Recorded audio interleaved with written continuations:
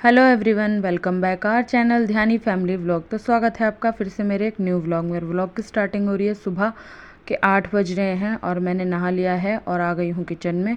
आज है पीयू के दादा का श्राद्ध, यानी कि मेरे ससुर जी का श्राद्ध है आज। तो बस उसी के लिए ही मैं फटाफट से सबसे पहले मैंने नहाया और किचन में आ गई। और मैंने रात को ही पूरा किचन क्लीन कर लिया था, जैसे कि आपने मेरे पिछले व्लॉग में देखा ही होगा। तो बस तैयारी कर रही हूँ मैं खाने पीने की। खाने में क्या बनेगा, हमारे यहाँ बनते हैं गुड़ के चावल और जो एक सब्जी कोई होती है हरी सब्जी, और या जो उनको पसंद हो वो बनता है। जैसे कि मेरे ससुर जी को करेला बहुत पसंद था, तो मैं करेले की सब्ज़ी बना रही हूँ, चचिंडे की सब्ज़ी, पूड़ी और मीठे चावल। तो बस एक तरफ मैंने गुड़ मेल्ट करने के लिए रख दिया, एक तरफ कढ़ाई चढ़ा दी है। सबसे पहले मैं करेले बनाऊँगी और साथ ही मैं ये सूखा वाला नारियल कट कर रही हूँ, जो कि मुझे मीठे वाले चावल में लगेंगे। और हमारे यहाँ गुड़ के चावल को खुस्का बोला जाता है गढ़वाली भाषा में। तो बस उसी की तैयारी कर रही हूँ। और आज का दिन, मतलब कैसे बताऊँ आज का दिन कैसे जाता है। और मैं तो खाना बनाते बनाते भी रो लेती हूँ, और जब मेरे हस्बैंड पूजा करते हैं, खाना रखते हैं पापा के लिए, मैं तब भी रो लेती हूँ। और मैं अकेले में भी उनको हमेशा याद करके रोती हूँ। क्योंकि अच्छे इंसान को ना हर कोई याद करता है, इंसान की अच्छाइयाँ याद करता है।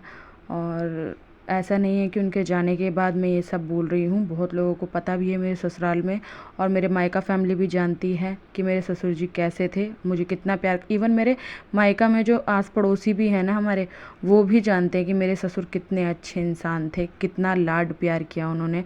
अपनी बहुओं को तो कभी बहुओं की तरह रखा ही नहीं, कभी समझा ही नहीं कि बहू हैं। उस तरह सा रूप कभी जमाया ही नहीं कि मैं ससुर हूँ, या वैसा वाला रूप कभी दिखाया ही नहीं कि मैं ससुर हूँ तुम बहू हो। हमेशा एक बेटी की तरह ही प्यार किया है। और आज पापा को गए हुए पूरे 4 साल हो जाएंगे जनवरी में। अब हमें 2020 में पापा एक्सपायर हुए थे। और फिर पापा के जाने के बाद बहुत सारी चीज़ें हुई थी। मेरे हस्बैंड को डिप्रेशन हो गया था, डिप्रेशन में चले गए थे वो। उनकी पूरे 3 साल तक डिप्रेशन की दवाइयाँ चली है, जो कि आज तक शायद किसी को पता भी नहीं होगी। अब नहीं है, मतलब अब नहीं खाते वो दवाई, पर पूरे नेट 3 साल उनकी डिप्रेशन की दवाइयाँ चली है। और इसी डिप्रेशन के चलते ना हमने ना वो शहर ही छोड़ दिया था।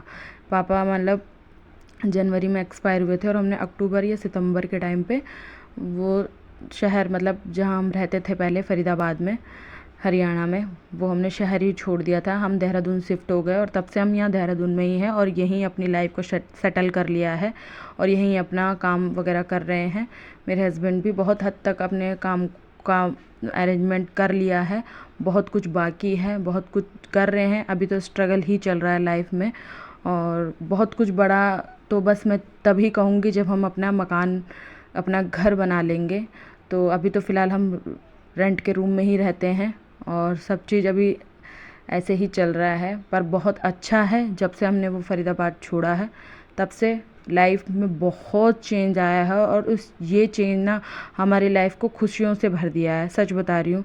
हम बहुत खुश हैं, बहुत सुकून की नींद आती है, बहुत सुकून की 2 रोटी खा पाते हैं, बहुत अच्छा है। पापा नहीं हैं, पापा की हर पल हर दिन याद आती है, हर समय। मैं इवन जब मेरा बेटा भी हुआ था ना, तब भी मैंने पापा को याद करके मैं उस दिन बहुत रोई थी। मेरे को ऑपरेशन थिएटर में से बाहर लाए थे, मुझे इतना याद है कि जब मेरे हस्बैंड को मैंने देखा था तो मैंने सिर्फ मुंह से यही निकाला था कि पापा, क्योंकि पापा की इच्छा थी कि वो भी अपना पोता देखे, जो कि उनके जीते जी नहीं हो पाया।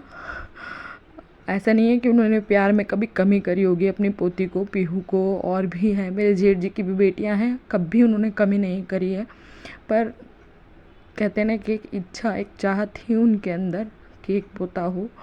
पर मैंने पापा को उस टाइम भी याद किया और मैं हमेशा याद करती हूँ। मैं बहुत कंट्रोल करती हूँ कि मैं ना रोऊँ। मैं इस दिन भी बहुत रोई थी। मैं अपने हस्बैंड को जाहिर भी नहीं होने देती हूँ कि मेरे को पापा की याद आती है इस दिन। सच बताऊँ तो मैं ये सोचती हूँ कि मैं तो बहू हूँ, तब मुझे पापा की इतनी याद आ जाती है। और जो उनकी बेटी है पूनम, यानी कि मेरी ननद, उसको अपने पापा की कितनी याद आती होगी। मैं तो शादीशुदा हूँ, तब भी मैं अपने मम्मी पापा को याद करती हूँ तो मैं उन्हें फ़ोन लगा लेती हूँ। अपने पापा की याद आती है तो पापा को फ़ोन कर लेती हूँ, मम्मी से बात हो ही जाती है।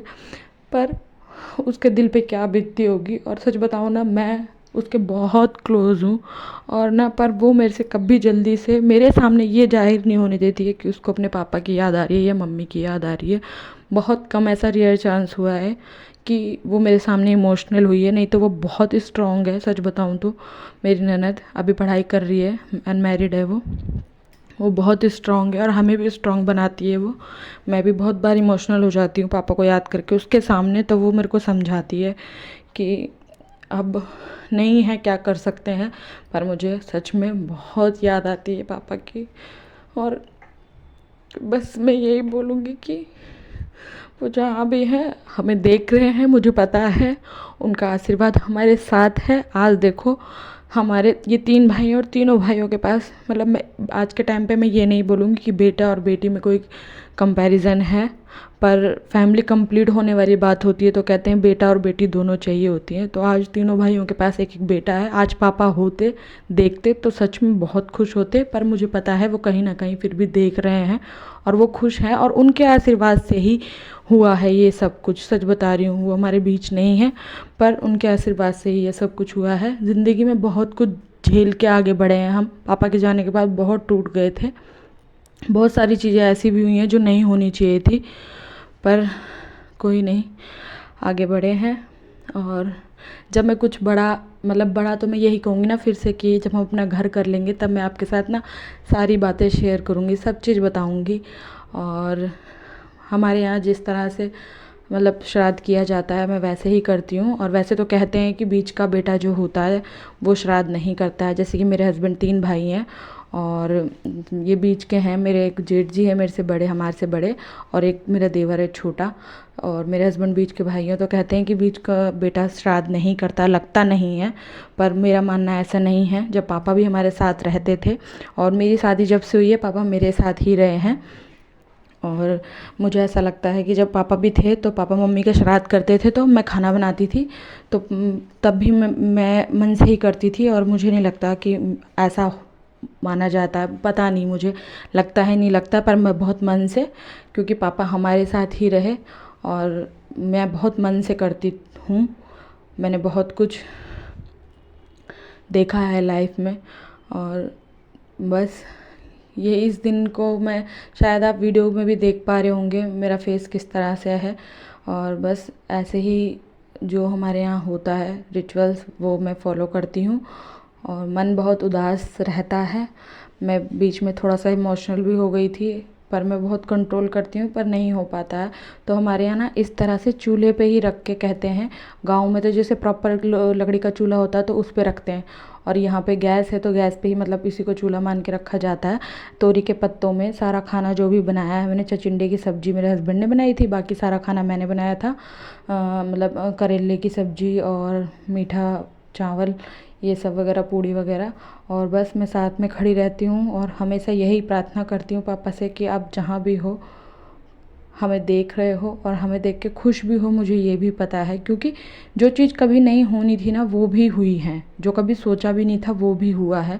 मेरा बेटा इतने सालों बाद हुआ है जो कि मैंने कभी सोचा भी नहीं था, उम्मीद छोड़ दी थी। सच बताऊँ तो मेरी बेटी होने के बाद मुझे कभी लगा ही नहीं था कि अब दूसरा, मतलब दूसरी औलाद भी कभी होगी, पर वो भी हुआ, तो सब पापा के आशीर्वाद से हुआ। तो बस इसी तरह से था आज का मेरा व्लॉग। इसी तरह से हम पूजा करते हैं। जल्दी ही मिलेंगे नेक्स्ट व्लॉग में, तब तक के लिए बाय बाय।